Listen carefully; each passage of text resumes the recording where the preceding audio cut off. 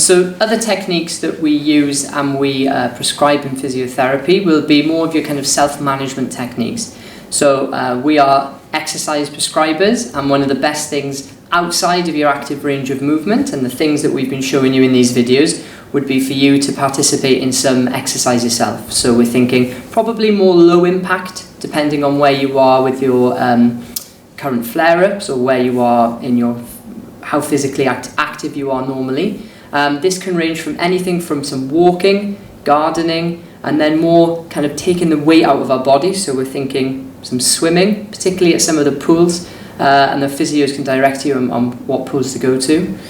We've also got some links to exercise classes, which might be a little bit more weight bearing, but again, on consultation with the physio team, they'll direct you to what would be suitable.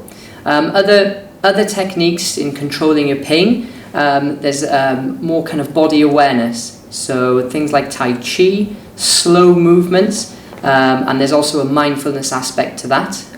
As kind of, thankfully, it's been put into the public eye, is that there's a big link between our mind and the body, and essentially we can control and dampen down some of those pain responses by becoming a little bit more mindful of where we are and just aware of our body. So again, we've got things like Tai Chi, and then also using other practices like meditation, mindfulness. There's a lot of new technology coming out with apps and guided meditation just to calm everything and just have 20 minutes of a quiet time, particularly in this modern world. So finally, another little technique is after we've done all our exercises, or even beforehand if we're in a little bit of pain, wheat bags. So using heat on an affected joint or on particularly some of those muscles or joints that are just angry and inflamed at the moment, you safely put this in the microwave for a couple of minutes.